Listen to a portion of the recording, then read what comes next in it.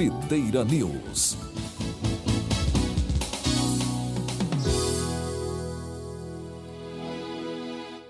Glória a Deus.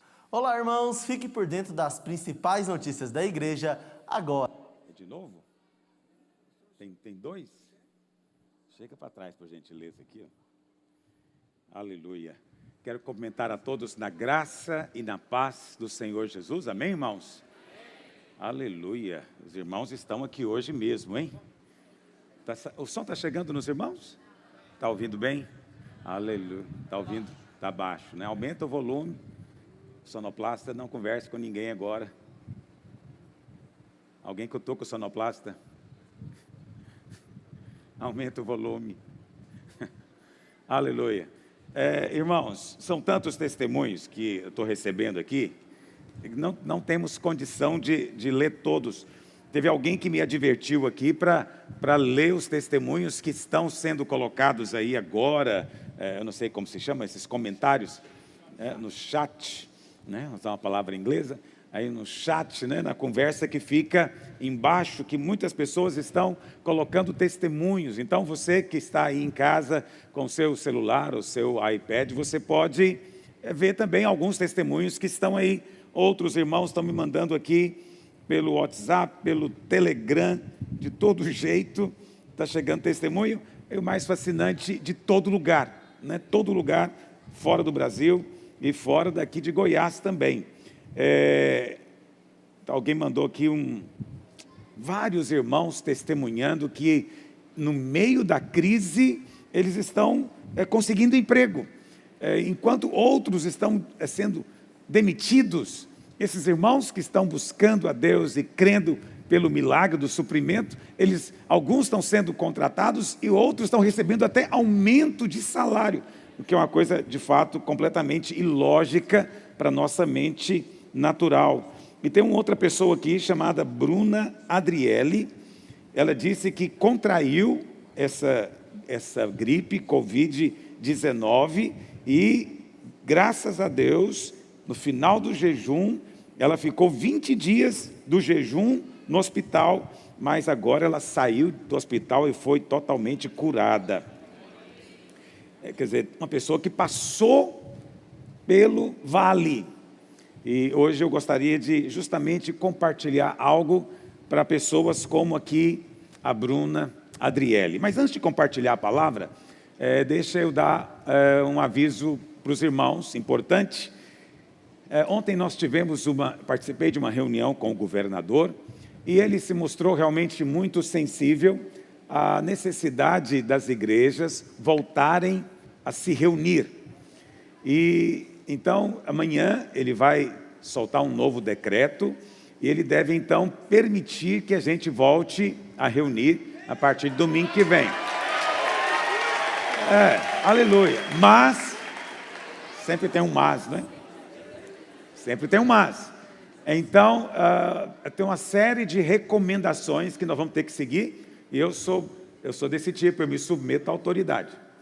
Então, só vou contar para você de antemão algumas delas. A primeira, ele não falou qual vai ser a capacidade do prédio que ele vai permitir ser usado. Então, provavelmente, o que ele vai exigir é só um distanciamento das pessoas, ok? E o distanciamento... E ele falou uma coisa, você sabe que o governador é médico, né? Então ele entende disso aí. E ele falou uma coisa que, de fato, eu não vi em lugar nenhum, nem tinha atentado para isso. Então ele disse que numa reunião como essa, o mais importante é o afastamento de trás, não é nem tanto o lateral. É claro que tem que ir alternar os bancos, vamos ter que alternar, não pode sentar um do ladinho do outro, a não ser que seja marido e mulher, porque se estiver contaminado já está mesmo, aleluia, né? Mas fora marido e mulher, tem que pelo menos 1 ou 2 bancos de espaço, tá bom? Mas o principal mesmo é atrás de você. O inimigo, ele é traiçoeiro, ele só ataca por detrás. Então, se tem alguém fungando aí na sua nuca, é esse que você tem que repreender. Ok? Então, na semana que vem, provavelmente, né? Aliás, com certeza, nós vamos ter que alternar uma fileira, vai sempre ficar uma fileira vazia atrás, vamos seguir as orientações. Uma segunda coisa todo mundo vai ter que usar máscara, todo mundo. Então ninguém vai poder entrar aqui sem máscara. Aqueles que vierem sem máscara, nós vamos ver se nós conseguimos comprar durante a semana, não sei, deve ter algum fornecedor que ainda tem, e vamos dar para o irmão aqui na porta, mas não vai poder entrar sem máscara. Segunda coisa, vai ter que ter alguém com álcool gel ali na porta, e todo mundo vai ter que limpar a mão no álcool gel quando entrar. Vai ser um ritual, mas tudo é uma diversão, eu me divirto com essas coisas todas, né? Vai ser muito divertido. Então, a higienização dos banheiros vai ter que ser mais radical, vamos ter que providenciar isso. E também a higienização dos assentos e como se diz aí, o braço, né? O braço, o apoio do encosto. Nós vamos ter que higienizar isso mais fortemente no domingo pela manhã e depois do culto também. Não vai poder entrar ninguém com mais de 60 anos. Sinto muito. Eu não vou pedir a carteira de ninguém lá na porta. Mas vou te perguntar, você tem mais de 60? Eu estou vendo a cara de uns irmãos aqui, eu não sei, eu não quero julgar ninguém pela aparência. Mas eu tenho uma desconfiança que você já passou. Então, proibida a entrada de maiores de 60. Não sou eu que estou falando, ok? Então eu estou te avisando. É claro que você falar, vou entrar, pronto, acabou, você vai entrar, o que eu posso fazer? Eu não vou chamar a polícia para você, mas obviamente eu vou ter que te dizer, olha, o governador fez um decreto, né, tal, ok? Então tem que ficar em casa, você com mais de 60 anos. Então a gente vai continuar transmitindo o culto ainda nos próximos domingos, até tudo voltar ao normal. Mas você sabe, não é a mesma coisa. Você que está aí em casa, você tem uma vantagem, você está aí agora deitado, esparramado, talvez no seu sofá, vendo aí na sua tela de LED. Isso é muito bom, muito confortável, mas não se compara estarmos juntos aqui. Há uma unção especial liberada quando o povo de Deus se reúne. É verdade ou não é, irmãos? É verdade. É por isso que você está aqui, você veio sem ser convidado, aleluia, né? Aleluia, eu já sabia que isso iria acontecer. Mas sabe, eu louvo a Deus muito por ser pastor dessa igreja. Meu Deus, como eu sou abençoado por ser pastor dessa igreja. Por quê? Porque eu tenho conversado com pastores de outros ministérios, né? E teve um pastor de um ministério, e ele falou para mim algo assim, que eu fiquei chocado, que o pastor, ele decidiu que ia voltar ao culto, e ele voltou ao culto. E a igreja dele é uma igreja grande, deve ter mais de 1000 membros, mas só 7 irmãos quiseram ir no culto. Ninguém foi. O pastor chamou, mas ninguém foi. E eu fiquei pensando, eu recebo mensagem todo o tempo dizendo, pastor, deixa eu entrar, será que eu posso entrar? E os irmãos insistindo comigo, e hoje estão aqui, mais de 500 irmãos estão aqui. Alguém teve a curiosidade de contar. Eu louvo a Deus por ser pastor dessa igreja, porque se tem 500 aqui, tem gente que está lá na sua casa agora chateada, falando, mas ninguém me avisou que ia ter esse movimento de desobediência civil. Eu queria participar. Tem gente que está chateada na casa dele por causa de você, aleluia, pela sua vida. Mas eu louvo a Deus por ser parte dessa obra, desse ministério, de fato uma igreja de vencedores, né? Irmãos que têm...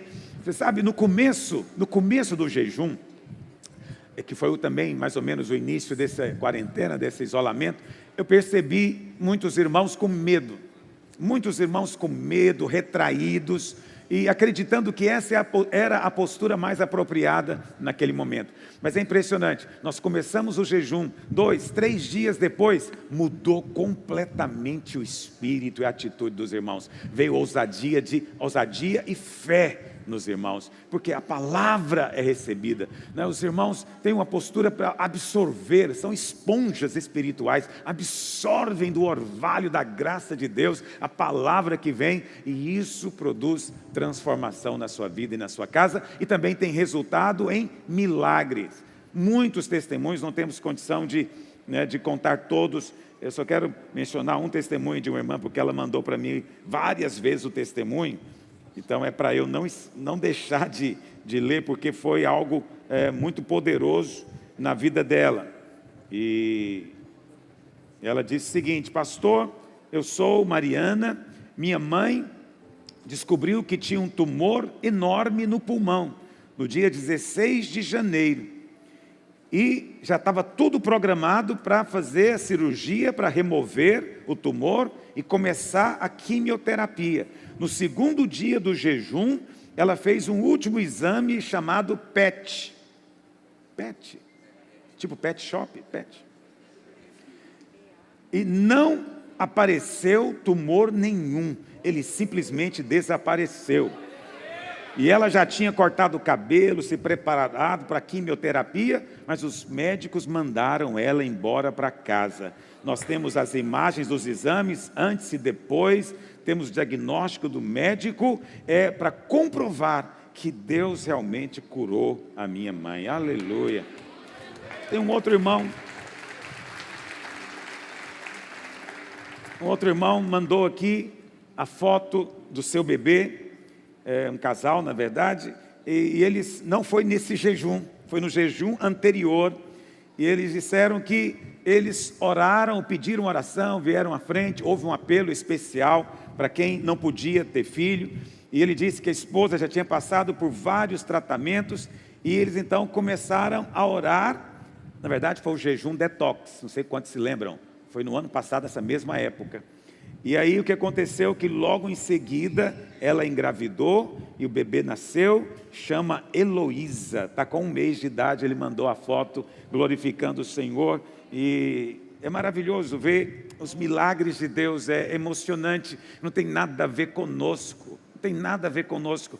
Essa é a glória de ser canal, de ser instrumento de Deus. Não somos nós que fazemos nada, não é você que faz, não sou eu que faço, quem faz é o Senhor. Portanto, que o nome dEle seja eternamente exaltado, glorificado na boca do seu povo, no meio da grande congregação, que todos, a uma voz, sempre exaltem o nome do Senhor, porque Ele é bom e ouve a oração.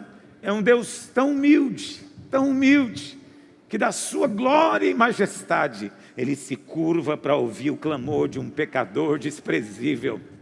Um pecador desprezível, que era inimigo dEle, mas que por alguma razão celestial, resolve olhar para o céu. Esse Deus tão grande, tão soberano, tão maravilhoso, Ele se curva, Ele vem, Ele se aproxima, Ele chega perto, porque é um Deus tão humilde. Eu sei que você não está acostumado a ouvir esse elogio para Deus, mas Deus é tão humilde, tão humilde. Só um Deus tão humilde poderia se humilhar tanto e virar um homem, e depois morrer na cruz, e descer ao Hades, sofrer no nosso lugar. É um Deus muito humilde, porque nos ama. Você é muito amado, você é alvo deste amor. Mas, hoje, como último dia do nosso jejum, nós vamos entregar ao Senhor esse jejum agora mesmo, e vamos participar da mesa do Senhor. Nós comemos o pão e bebemos o cálice todos os dias, não é? Eu sei que a expressão bonita, religiosa, é nós partimos o pão, mas eu gosto também de falar que nós comemos o pão, nós absorvemos, nós ingerimos, nós colocamos dentro de nós algo da vida, do poder de Deus. Muitos irmãos, irmãos zelosos da doutrina, eu louvo a Deus por esses irmãos também, tem muitos desses na videira. Como eu louvo a Deus, porque na videira tem tantos irmãos zelosos da doutrina, qualquer coisa fora, imediatamente eles questionam, querem saber, e nós várias vezes, os pastores, disseram, este é o corpo do Senhor Jesus, que nós estamos comendo agora. E muitos questionaram, pastor, mas não é só um símbolo, não é literalmente o corpo. É verdade, nós não somos daqueles que creem na transubstanciação, nós não cremos que o pão se transforma, ok? Mas nós cremos que tem poder, naquele instante há um poder liberado sobre a sua vida. É por isso que você viu tanta coisa acontecendo, e repentinamente, uma irmã mandou um testemunho para mim, e ela dizendo que no começo do jejum, ela já tinha decidido divorciar-se do seu marido. Ela tinha decidido isso no seu coração. O marido dela não é convertido, ela é convertida, ele não. E ele bebe muito, é alcoolizado, alcoólico, como se diz hoje em dia. E ela tinha desistido do casamento, mas ela falou, vou fazer o jejum, e ela disse, pastor, eu nem orei sobre isso, eu me concentrei somente em comer e beber do Senhor. E ela disse que à medida que os dias foram passando, ela foi ouvindo a palavra, e ela foi participando da mesa do Senhor, ela começou a olhar para o seu marido e vê-lo com olhos diferentes. Os olhos de Deus foram colocados na lente dos olhos dela. E ela disse que começou a surgir uma ternura, uma compaixão pelo marido, e ela começou a orar por ele com um encargo tão grande. Por que aconteceu isso? Sem ela perceber, à medida em que ela participava da mesa, algo metabólico, uma mudança metabólica foi acontecendo dentro dela. Quando eu falo metabólico, porque é real, mas às vezes é imperceptível. Entende o que eu estou dizendo? Você come um alimento, aquele alimento é metabolizado, ele passa a fazer parte de você, mas você não vê mudanças em você imediatamente. É aos poucos, mas acredite, é constante e é concreto, sólido, há algo acontecendo na sua vida nesses dias. Amém? Teve vários testemunhos de casamento. Nós não oramos por casamento, não era o nosso foco nesses dias, mas eu louvo a Deus. Por que eu louvo ao Senhor? Porque eu vi tanta gente falando coisas na televisão, na internet, e dizendo que um dos grandes problemas desse isolamento era justamente o convívio muito grande na família, entre o marido, mulher e filhos. Então esse convívio muito grande, muitos moram num espaço pequeno, um apartamento pequeno, então eles dizendo os conflitos são inevitáveis, então muitas lutas iriam acontecer, e provavelmente deve ter acontecido mesmo na vida de muitos. Mas o testemunho que nós ouvimos, dezenas eu recebi de testemunhos, é que o casamento foi de uma maneira sobrenatural transformado. E uma irmã disse que tem 13 anos que ela estava orando para ter um casamento que ela pudesse dizer que era feliz no casamento. E ela disse que a partir da segunda semana do jejum, ela não sabe o que foi, não sabe em que momento, nem sabe dizer o que aconteceu, mas o marido dela mudou completamente, ou ela disse, ou então eu mudei e passei a vê-lo diferente. Ela falou, só sei que eu vivi 21 dias de lua de mel, e era para ser jejum. Era para ser jejum, mas ficou 21 dias de lua de mel. Aleluia, não tem nada melhor para fazer no isolamento do que isso mesmo, né? Estar com seu cônjuge, e ela dizendo, agora eu estou vivendo o casamento dos meus sonhos, aleluia, entende? Porque houve um esforço deliberado, uma técnica, um método, ela seguiu os 7 passos para alcançar isso? Não, é a presença, é a palavra, é a comida espiritual, é o partir do pão, mas também é a palavra que ela está recebendo. Isso vai produzindo mudança. Então você passou, por incrível que pareça, nesse jejum, por uma dieta especial. Você ficou debaixo de uma dieta espiritual. Seu foco não foi a comida natural, seu foco não foi o visível, né? O seu foco foi espiritual. Quando você cada dia confessava a palavra, cada dia você lia o capítulo, quem sabe compartilhava aí em família, e depois à tardinha e à noite a gente ministrava aquela palavra que você já tinha lido, e você ouvia aquela palavra, você estava passando por uma dieta espiritual, sem você perceber, metabolicamente, transformações estavam acontecendo dentro de você. Eu sei que essa é a história de muitos, não é? Esse é o poder da presença e da palavra de Deus. Mas nesse último dia, nesse último capítulo do livro, eu resolvi falar algo específico para aquele irmão ou irmã que está passando por luta. Você sabe, nós sempre oramos para Deus nos livrar da tribulação.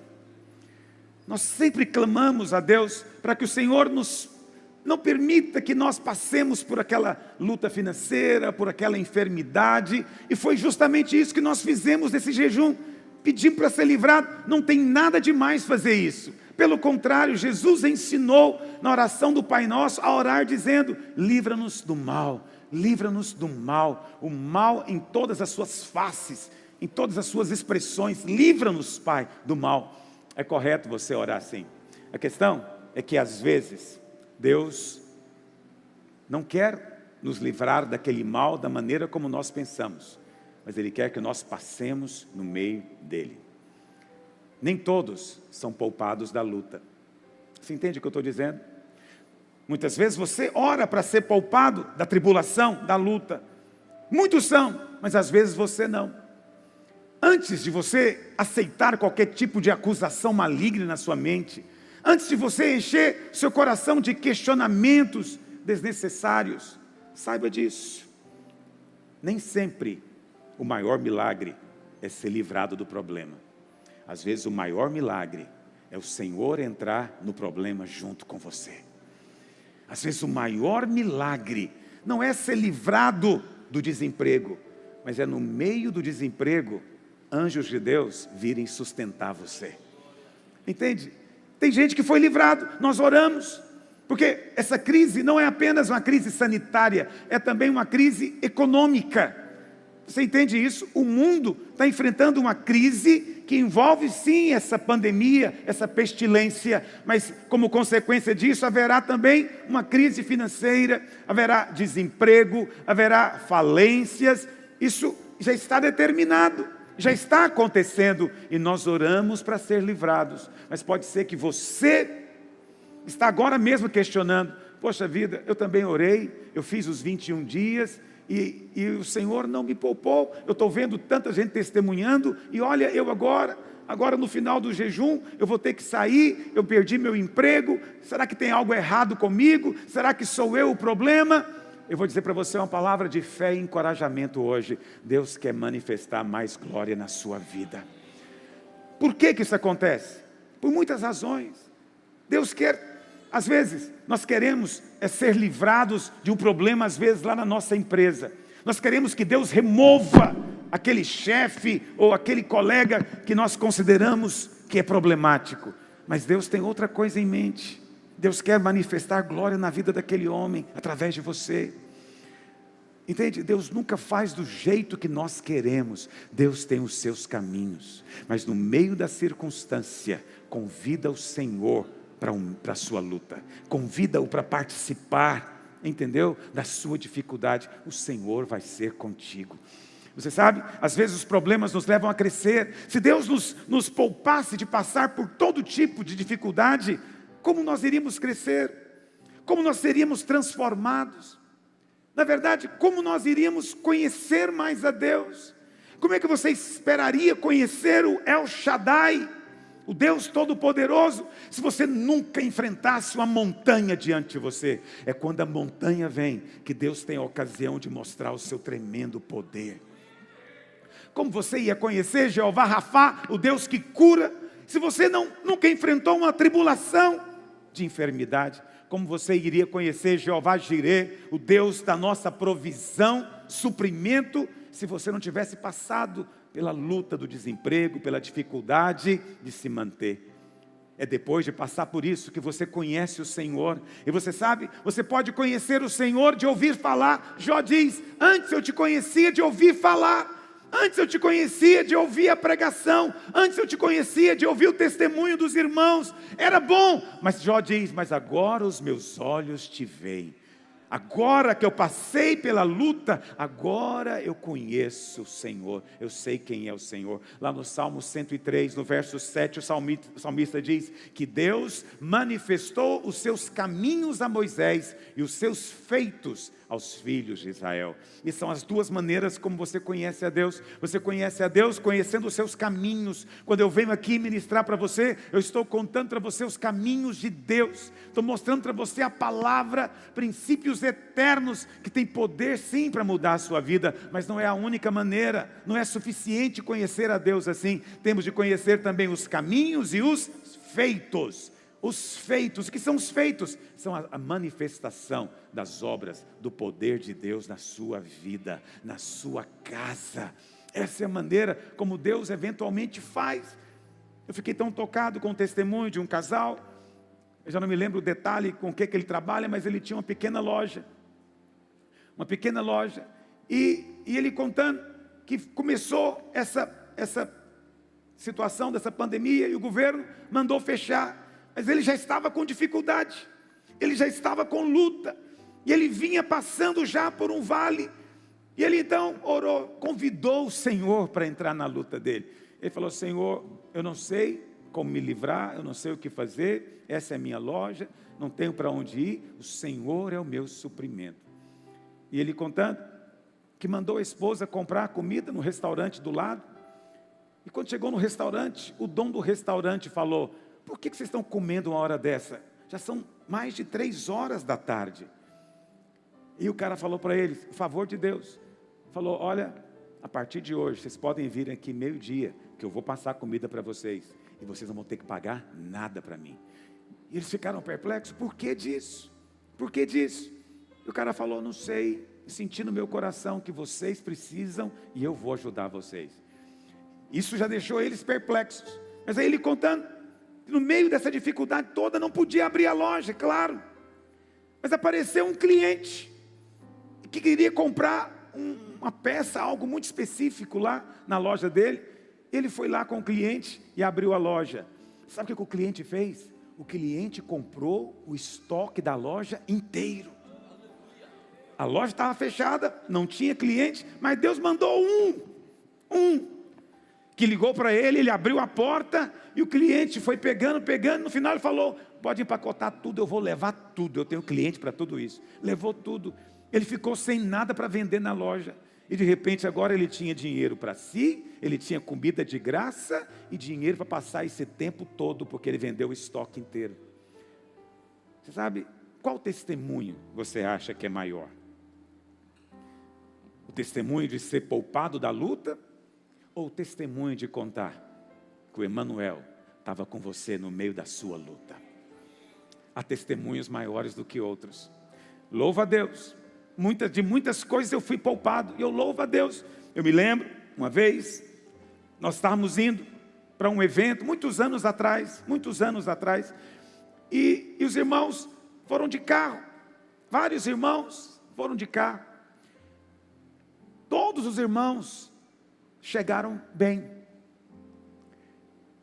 mas um irmão, no meio do caminho, ele não sabe explicar, mas o carro dele capotou, e ele foi lançado fora do carro, e ele ficou imobilizado no meio da rodovia. E ele falou para o Senhor: Senhor, me ajuda, eu não morri no capotamento, vou morrer atropelado agora, porque vai vir um carro, vai passar em cima de mim. Ele disse imediatamente, parou um carro, desceu um homem, muito forte, moreno, escuro mesmo, pegou ele, colocou ele do lado da estrada, e falou: não se preocupe que a ajuda já está chegando. Entrou no carro e foi embora. Quando o homem foi embora, o Senhor falou no coração dele: esse é o anjo que eu mandei para cuidar de você. Presta atenção, os outros que viajaram bem, aleluia, eles chegaram ao seu destino, eles têm um testemunho para dar? Sim, Deus é bom, nos trouxe em paz, chegamos em paz. Esse é o testemunho que queremos dar na maior parte das vezes. Mas qual é o testemunho maior? É daquele que no meio do caminho não foi poupado da luta. Ele entrou na luta e no meio da crise ele pediu: me ajuda, Senhor. Ele clamou ao Senhor e o Senhor enviou o anjo, literalmente. Quantos desses que chegaram bem do outro lado tiveram o privilégio de algum dia ser carregado por um anjo? Ele teve. Ele vai contar isso para o resto da vida. Ele vai contar para os seus filhos e para os seus netos. Por quê? Porque esse é o testemunho maior. É quando Deus entra com você na sua guerra, filho. Eventualmente isso acontece conosco. Portanto, hoje eu digo para você em nome de Jesus: não aceite condenação do diabo. Não fique fazendo perguntas e questionamentos. Apenas chama o Senhor para entrar na luta junto com você. Apenas chama o Senhor para enfrentar a tribulação junto com você. Emanuel disse: eu não vou te deixar, eu não vou te abandonar. Eu sei que você fica pensando que aqueles que chegaram bem na viagem são melhores. Não, não fique pensando que quem passa pela luta é mais pecador do que os outros. Não é. Mas há um sentido em que talvez sejam até mais privilegiados, porque Deus quis se revelar a eles de uma maneira mais íntima, mais próxima. Lá no livro de Isaías, capítulo 43, verso 2, A palavra do Senhor diz assim: quando passares pelas águas, eu serei contigo. Quando pelos rios, eles não te submergirão. Quando passares pelo fogo, não te queimarás, nem a chama arderá em ti. É interessante que o Senhor não diz aqui nesse texto: olha, eu vou te manter longe do fogo. Olha, eu vou te manter longe da enchente, da inundação. Isso nunca vai acontecer com você. Não, o Senhor não prometeu isso, o Senhor não disse isso. Eu creio que na maior parte das vezes nós somos poupados, mas Deus está tratando conosco, o nosso caráter. Ele quer que a nossa fé cresça, Ele quer que a nossa intimidade com Ele desenvolva, Ele quer que o nosso louvor seja mais elevado. Um é o louvor daquele que é tocado pela canção e pela palavra, tem poder. Mas outro é o louvor daquele que no meio da noite tem uma canção de livramento para cantar ao Senhor. Esse é diferente. Esse é diferente. É como Paulo e Silas na prisão, depois de serem açoitados e estarem presos a um tronco à meia-noite, eles resolvem louvar. Esse louvor tem um poder especial, porque ele é no meio da tribulação. Você está passando pelo fogo, está passando pelo rio. Então não há promessa. O Senhor está dizendo que Ele não vai te tirar dessa situação, mas Ele está dizendo que eu vou passar com você. Quando você passar pelo fogo, eu estarei lá com você. O fogo não vai ter poder sobre a sua vida. Quando você passar pela inundação, você não vai afogar, porque eu mesmo vou sustentar você. Por isso, se hoje, no final desse jejum, você ainda está clamando, sem entender a circunstância, não se preocupe, permaneça firme no Senhor, permaneça com o seu coração focado no Senhor. O Senhor vai te dar o livramento, Ele vai te ensinar. Quando nós ficamos muito focados em que as coisas aconteçam do nosso jeito, tem que ser do nosso jeito, é assim que eu esperava, é assim que eu queria, eu pensei que Deus ia fazer assim ou assado. Não, descanse, Deus tem os seus caminhos, Ele nos surpreende, porque Ele quer mostrar a graça dEle na sua vida. Eu vou te dizer, Deus quer mostrar tanta graça na sua vida, que depois as pessoas não vão ter alternativa se não reconhecer: esse é um homem realmente abençoado, esse é alguém de fato debaixo do favor de Deus. Mas isso as pessoas têm que ver. As coisas nem sempre são como nós queremos. Por quê? Porque às vezes Deus quer se revelar de maneira diferente. Tem um versículo na Bíblia, lá no Salmo 41, verso 3, que ele sempre me confronta, e eu sempre uso para confortar também. O Senhor diz assim: o Senhor, aqui está falando do justo, você é justo, você foi justificado por fé, você ganhou o dom da justiça. Todas as promessas para o justo agora se aplicam a você. E o texto diz: o Senhor o assiste no leito da enfermidade, na doença o Senhor afofa a sua cama. Vamos ser francos, não é exatamente isso que nós queremos. Nós queremos que no meio da doença o Senhor nos cure. No meio da doença o que eu quero é cura. E há promessa de cura, sim. Você não precisa de duvidar, há promessa de cura, mas há situações que o Senhor quer se revelar a você de uma maneira afetuosa. Olha como é afetuoso isso. O texto está dizendo: na enfermidade e na doença, o Senhor vai afofar a sua cama.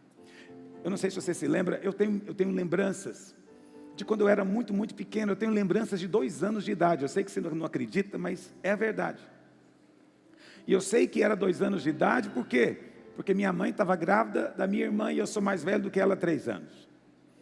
Então eu sei que era dessa idade. Eu me lembro de coisas, mas eu me lembro uma sensação que eu, na verdade, nunca me esqueci, uma sensação muito agradável. Que quando a gente ia dormir à noite, a minha mãe, ela fazia um movimento lá com o lençol da cama, como que para tirar qualquer poeira, não é? Depois ela batia a mão em cima do travesseiro, e eu deitava, e aí ela pegava a coberta e jogava em cima. Havia uma sensação tão gostosa de aconchego, de frescor e ao mesmo tempo aconchego. Era algo maravilhoso. É disso que o texto está falando. O Senhor está dizendo: quando você estiver doente, eu vou ser como a sua mãe. Eu vou vir afofar o seu travesseiro, afofar sua cama, porque eu mesmo vou cuidar de você. Mas Senhor, o que eu queria era outra coisa. Eu queria não ter que cair de cama. Eu também, todos nós queríamos isso. Mas o Senhor diz, tem paciência, eu quero me mostrar a você de uma forma que você não viu ainda. Eu quero me revelar a você de uma maneira que você ainda não me conheceu. Eu quero que você sinta o meu cuidado, o meu toque. A promessa de cura. Mas eventualmente, o Senhor te deixa passar no meio da dificuldade. Mas quando você passar, fala como Davi. No Salmo 23 ele diz, ainda que eu ande, não foi Deus que me levou, não é a vontade de Deus que eu vá, mas ainda que eu ande pelo vale da sombra da morte, não temerei mal nenhum. Sabe por quê? Tu estás comigo. Tu estás comigo. Tu estás comigo. O Senhor não está com você só nos dias da montanha, só nos dias das experiências gloriosas. Não, o Senhor está com você nos dias do vale de sombra. O vale de sombra é o dia da queda, é o dia do tropeço, é o dia da tribulação, é o dia do questionamento do porquê, é o dia que você não entende, é o dia que você está caminhando de cabeça baixa e todo mundo diz, Deus não vai te ouvir. Para Deus te ouvir, sai desse vale, sobe a montanha. Deus só ouve pessoas na montanha. Mas Davi diz, não, o Senhor não. O Senhor está comigo na montanha, mas quando eu passar pelo vale, Emanuel está comigo lá também. Ele nunca me deixará, nunca me abandonará. Mesmo quando o diabo diz que você está só, você não está. Porque a promessa dele é fiel. Nunca te deixarei, jamais te abandonarei. Mesmo no meio dessa luta. Amém? Precisamos de aprender esse princípio. O princípio de convidar Deus para o meio do nosso problema. Vem, Senhor. Vem, Senhor. Participa da minha luta. Vem, Senhor. Luta junto comigo. Peleja contra os meus inimigos. Quando você faz isso, seu coração descansa. Mas quando você insiste em que as coisas deveriam acontecer de uma determinada maneira, você se enche de ansiedade e de angústia. Apenas descanse nos caminhos de Deus, que são mais altos do que os nossos. Tem um exemplo precioso na palavra de Deus, que eu quero compartilhar com você ainda. Está no livro de Daniel, no capítulo 3. A Bíblia fala, eu vou contar para você a maior parte da história, porque é um capítulo bem longo. A Bíblia fala que Nabucodonosor era rei de Babilônia. E a Bíblia fala que não houve nenhum rei como ele antes dele. Ele dominava sobre todo mundo daquela época. Babilônia era o centro do mundo. E Nabucodonosor, diz a Bíblia, um dia mandou fazer uma estátua de 30 metros de altura. 30 metros de altura, isso dá o quê? Uns 10 andares de um prédio. Para você ver o tamanho. E essa estátua, ele declarou, era a estátua de um Deus. E ele então proclamou que quando ele chamou todos os seus governadores, oficiais, juízes, todo mundo importante do seu reino. E ele então fez uma grande proclamação. Que quando se tocasse a cítara, a flauta e todos os instrumentos de percussão, todo homem de toda nação, de toda língua. É interessante essa expressão porque isso também vai se referir ao Senhor Jesus. Mas também se refere a algo que o diabo sempre quer. Não é? Mas a glória é do Senhor. A Ele pertence a glória. Amém? E ele disse então, todo homem de toda língua vai ter que se curvar e adorar a imagem. E assim se fez. E ele disse, quem não fizer isso, vai ser lançado na fornalha ardente. Vai ser lançado ali naquela fornalha de fogo, sendo bem redundante. Mas a Bíblia fala que sempre tem os acusadores. E a Bíblia fala então que alguns chegaram para Nabucodonosor e disseram, ó rei, se você quiser ler na sua Bíblia, está no verso 10 em diante. Ó rei, o senhor não falou que era para todo mundo se curvar, se prostrar e adorar a imagem que o Senhor fez? E o rei falou sim. Eles disseram, pois é, mas tem 3 homens judeus que o Senhor constituiu aí nos altos negócios de Babilônia, que eles se recusam a adorar a imagem. O nome deles é Sadraque, Mesaque e Abednego. A Bíblia fala então que Nabucodonosor mandou chamar os três. E falou para eles: ô Sadraque, Mesaque e Abednego, eu ouvi a respeito de vocês, que vocês não querem adorar a imagem. Isso é fato, é assim que realmente acontece. E Nabucodonosor diz para eles no verso 15: agora pois, estai dispostos, vocês três, quando vocês ouvirem o som da trombeta, do pífaro, da cítara, da harpa, do saltério, né? Quando você ouvir, estão dispostos aqui na minha frente a ajoelhar e adorar a imagem? Porque se vocês não fizerem, vocês serão lançados na fornalha ardente. E ele fala algo muito sério no final do versículo 15: e quem é o Deus que vos poderá livrar das minhas mãos? Quem é o Deus que vai livrar vocês? A resposta deles eu acho poderosa. Responderam Sadraque, Mesaque e Abednego ao rei: ó Nabucodonosor, quanto a isto, não necessitamos te responder. Ou seja, não vou perder tempo com um debate inútil.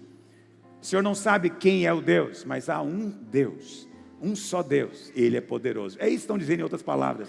Não vou responder isso para o Senhor. Ele diz no verso 17: se o nosso Deus, a quem servimos, quer livrar-nos, Ele nos livrará da fornalha de fogo ardente e das tuas mãos, ó rei. Porque para esse Deus não há impossíveis. Se Ele quiser nos livrar, nos impedir de ser jogado lá, ninguém pode impedir, Ele pode fazer o que quiser. Mas, se não, eu gosto dessa postura desses homens. Se não, fica sabendo, ó rei, que não serviremos os teus deuses, nem adoraremos a imagem de ouro que levantaste. Essa é a estirpe do vencedor. Entendeu? Esse é o tipo do vencedor. A postura é o seguinte: o diabo colocou diante de você uma escolha, uma situação, e então, no meio dessa situação, você pode dizer: se o Senhor quiser me livrar, Ele vai livrar. Se o Senhor quiser me livrar dessa doença, Ele vai livrar. Mas se Ele não quiser me livrar de pegar essa doença, eu vou entrar nela, mas Ele vai entrar comigo. É isso que eles estão dizendo. Pode ser que eu seja livrado do meu negócio quebrar. Amém, eu tenho orado.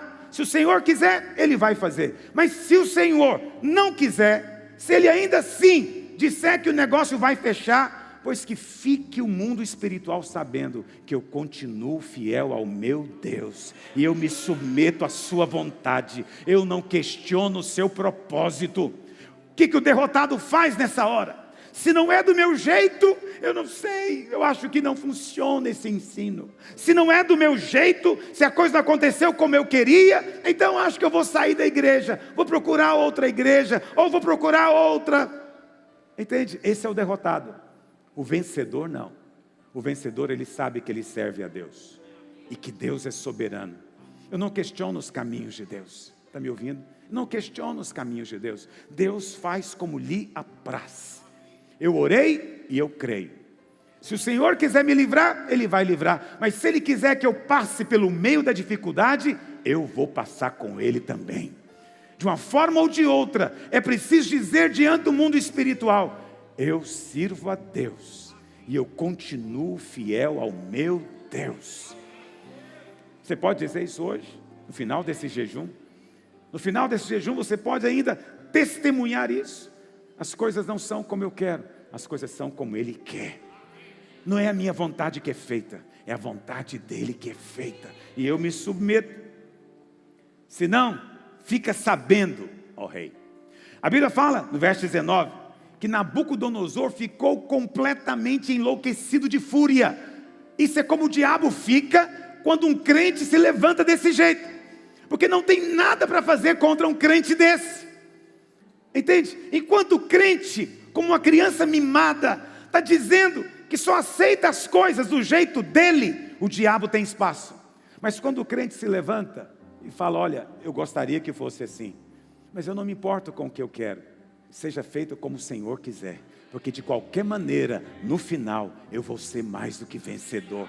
Então, Satanás, fique sabendo, eu vou continuar orando, vou continuar liderando, eu vou continuar buscando a Deus, vou continuar dando meu dízimo, vou continuar sendo fiel ao Senhor. Nada muda na minha relação com meu Deus.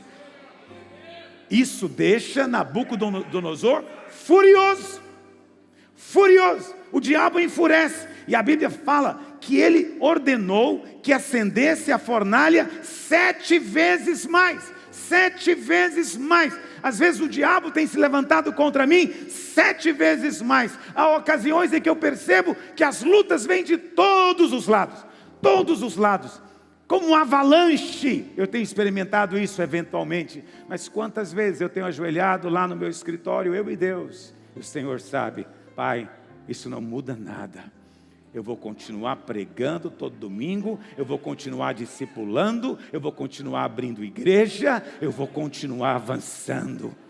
As coisas não são como eu quero, não tem problema, seja feita a tua vontade, o Senhor está comigo sempre. Isso enfurece o diabo. Eu sei que tem crente que não gosta quando fala que o diabo está furioso com ele, não é? Ele fica preocupado, como assim o diabo furioso comigo? O que eu fiz? Preste atenção. É muito bom que o diabo fique furioso, entende? Porque ele viu o seu posicionamento, ele não tem mais espaço na sua vida. Mas pastor, Nabucodonosor pegou e jogou eles. Olha o que diz no verso 20. Ordenou aos homens mais poderosos que estavam no seu exército, entendeu? É o Schwarzenegger dele. Os caras mais musculosos, mais fortes, para prender 3 homens de Deus, que tinha uma vida piedosa, provavelmente era como eu, não tem músculo nenhum. Pegou o cara mais poderoso e amarrou, atou. Quando fala de atar, significa que prendeu os pés e prendeu as mãos e lançou na fornalha ardente. Então, estes homens foram atados, suas túnicas e chapéus e outras roupas, e foram lançados na fornalha acesa, porque a palavra do rei era urgente. Olha o que diz o verso 22. As chamas de fogo mataram os homens poderosos que lançaram de cima para dentro a Sadraque, Mesaque e Abednego. O cara mais forte do exército, o sujeito mais musculoso, o mais alto, o mais forte, quando chegou perto do fogo, caiu morto. É nessa fornalha que os 3 foram lançados. Estes 3 homens caíram atados, preste atenção nisso, isso é importante para nós nesse contexto. Caíram atados, presos dentro da fornalha. Por que tem que prender um cara para jogar ele no fogo, não é? Então o diabo sabe, prendeu e jogou no fogo. Então o rei Nabucodonosor olhou para aquela fornalha e se espantou, e levantou depressa e perguntou para os seus conselheiros: escuta, nós nos lançamos lá dentro 3 homens atados dentro do fogo? Responderam ao rei: é verdade, tornou ele, mas eu estou vendo 4 homens soltos. 2 coisas acontecem aqui, que é a minha palavra para você hoje. Primeiro, quando você estiver passando pelo fogo, Ele vai estar junto com você lá dentro da fornalha. Ele não vai te deixar. Haverá um consolo na noite. Haverá um cântico no meio da noite, quando a dor parecer mais forte. Ele vai dizer: não se assuste, eu estou com você. Aqueles 3 homens estavam dentro da fornalha, mas quando o rei olhou, tinha um a mais. Quem era esse um? O Senhor Jesus estava lá dentro com eles. Olha para cá, no meio da sua luta, Ele é fiel e Ele mantém a sua palavra. Eis que estou contigo todos os dias da sua vida. Do começo até o último dia, o Senhor não te deixa, não te desampara, não te larga. Então, não tente interpretar, dar explicações. Por que você está na fornalha? Apenas desfruta. O que eles estavam fazendo dentro da fornalha? O texto diz que eles estavam passeando dentro da fornalha, passeando. Eu imagino que como o Senhor, sei lá, estavam brincando de roda, sei lá o que você faz numa fornalha de fogo. Brincava com o fogo. Só que eles estavam soltos. Sabe por que estava solto? Porque o fogo só teve poder para tocar nas amarras do diabo. Quando o diabo tenta prender, preste atenção, quando você passa pelo fogo, as amarras vão embora. No meio da tribulação, você vai experimentar libertação como você nunca experimentou na sua vida. O que são essas amarras? Essas amarras são os pensamentos negativos que o diabo lança. Essas amarras são os pensamentos de dúvida e incredulidade que o diabo lança. São os sentimentos de ansiedade, medo, de angústia que o diabo lança. No meio da crise, no meio do fogo, o Senhor diz, essas amarras serão quebradas e arrebentadas e você vai sair livre. A promessa para o Senhor hoje. E eu quero desafiar você hoje, nesse tempo, se é o seu caso, se é a sua história hoje, no final desse tempo de jejum, no meio dessa pandemia, as coisas não estão acontecendo como você imaginava, é porque Deus tem um milagre maior para fazer na sua vida. Deus quer mostrar mais graça. Deus quer, sabe, quando Deus permitiu que Nabucodonosor aquecesse 7 vezes mais, é como se Deus dissesse para o diabo, faz o seu melhor, esquenta o máximo que você puder, porque depois é a minha vez de agir.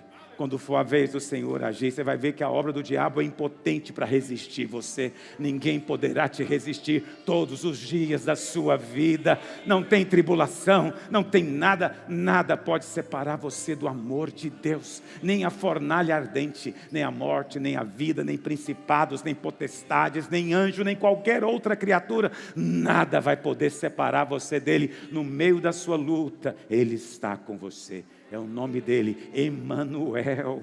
Emanuel. Se hoje parece que está doendo, não fale, não reclame do fogaréu, não reclame do incêndio, apenas louve a Deus no meio da fornalha, porque Ele está lá junto com você. Não desperdice tempo falando ao vento. Fala para o Senhor, glorifica o nome do Senhor e fala para o diabo, fique sabendo que mesmo que as coisas não sejam como eu quero, eu vou continuar, meu ministério vai continuar, minha vida cristã vai continuar, porque eu sou mais do que vencedor. Esse é o tipo de crente que enlouquece demônio, enlouquece Satanás. Satanás não tem espaço contra ele, não tem espaço contra ele. Não é a luta que me afasta da igreja, não é a luta que me tira da posição de liderança, não é a dificuldade que me faz questionar o meu chamado. Não, haja o que houver. Fique sabendo, ó rei Nabucodonosor, que nós não vamos nos curvar. Vamos continuar servindo o nosso Deus. Esse é o crente vencedor. Eu te convido hoje para ser parte disso, para viver essa vida, essa história e esse milagre. Amém? Onde você está? Se você está na sua casa, eu sei que tem crianças correndo, tem gente brincando, contando história, você às vezes não consegue se concentrar, mas por favor, onde você está na sua sala, fique em pé onde você está, eu quero orar por você. Você que está aqui pode ficar em pé também, eu quero orar por você. Nós vamos fazer 2 orações. Primeiro eu quero orar para que o Senhor te dê essa estirpe de Sadraque, Mesaque e Abednego. Essa estirpe de homem, e vale para a mulher também, porque tem mulher que tem estirpe muito mais forte, não tem nada a ver com gênero, é o espírito, é essa estirpe de gente que muda a história, que faz calar o inferno, que não teme vírus, tenha o nome que tiver, venha como vier, o Senhor é comigo. Quem me poderá fazer o homem? Se Deus é por mim, não adianta o diabo vir contra mim. Deus está no meu time, Ele não é contra mim, Ele é a meu favor, Ele peleja as minhas guerras. Eu quero que nessa hora onde você está, você erga sua mão para o céu. Eu vou orar por você. Pai, eu oro nessa hora por esse irmão, essa irmã. Pai, que mesmo depois de tanto tempo orando, as coisas não têm acontecido como eles imaginavam, como eles planejavam. Mas nós sabemos que tudo está no teu controle. E as coisas estão como o Senhor planejou. Tu tens planejado maior glória. O teu nome será mais exaltado. E será inquestionável a ação do teu braço de poder na vida de cada um deles. Pai, eu oro nessa hora. Esse irmão, essa irmã enfermo, afofa-lhe a cama nesses dias, que ele sinta o teu afeto, teu cuidado, teu amor. Pai, eu oro nessa hora por esse irmão que perdeu o emprego, por esse outro que tinha um negócio e o negócio está à beira da falência. Pai, eu oro ao Senhor hoje, manifesta o teu poder, glorifica o teu nome, segundo os teus caminhos que são muito mais altos do que os nossos. Ó Deus, segundo o teu propósito que o Senhor estabeleceu de glorificar o teu nome na vida de cada um deles. Envergonha o diabo, envergonha o diabo.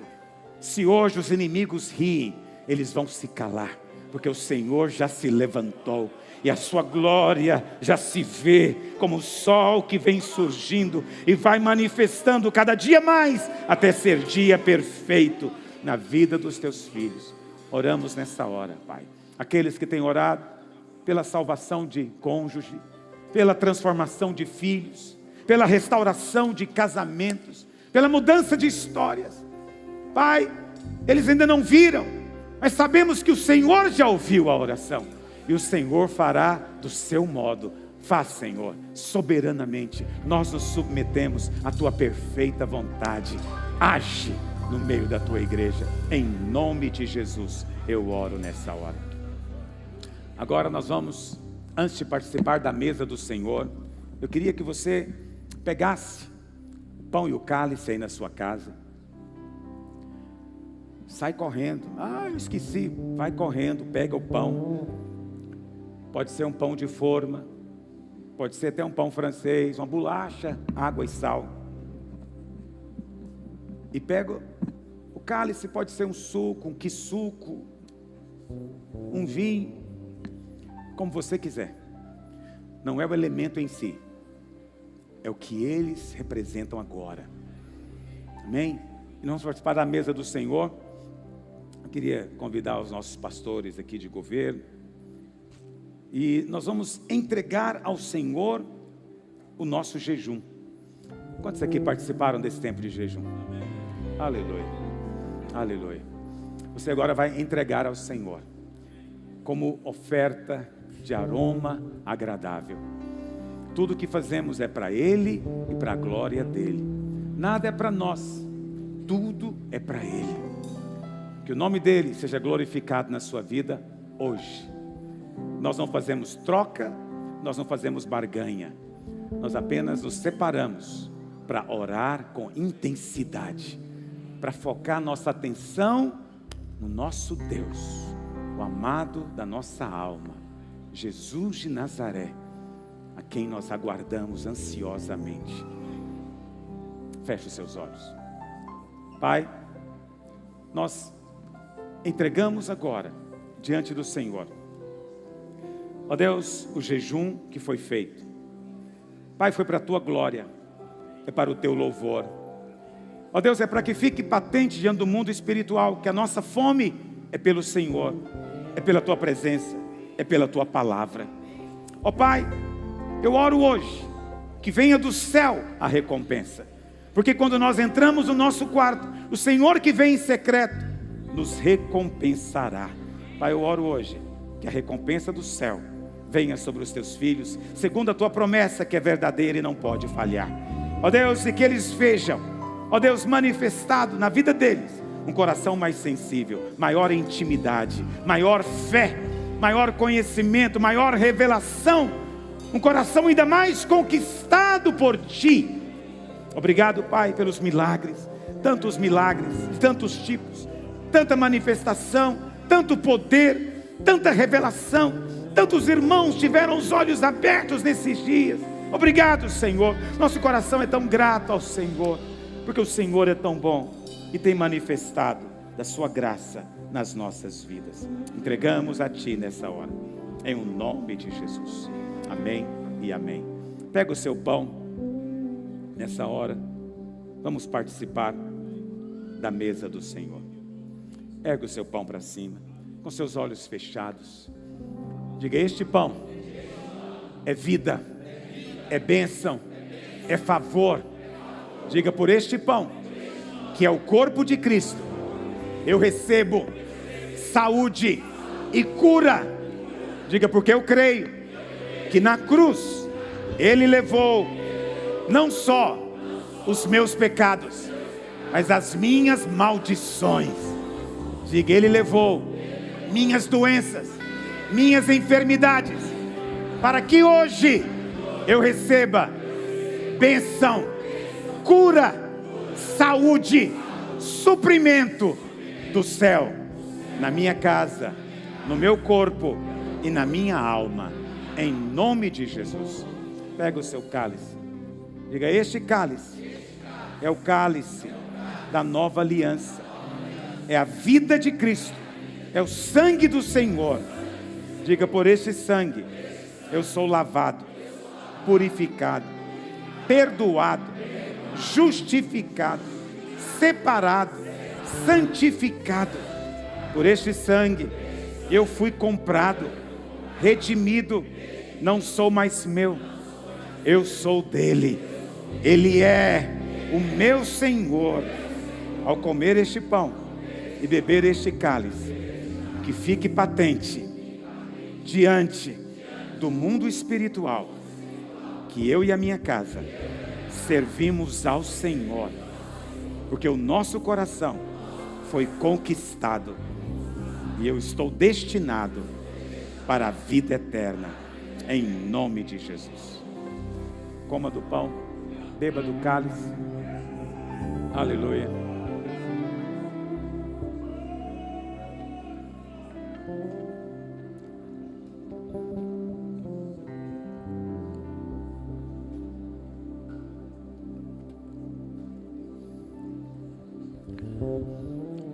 Aleluia.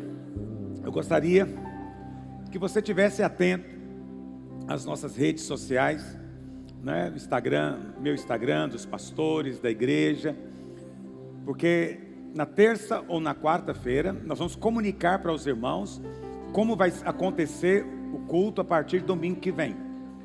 Provavelmente teremos de fazer mais de um culto para poder receber mais pessoas, mas fique atento que a gente vai informar com detalhes depois que sair o decreto do governador.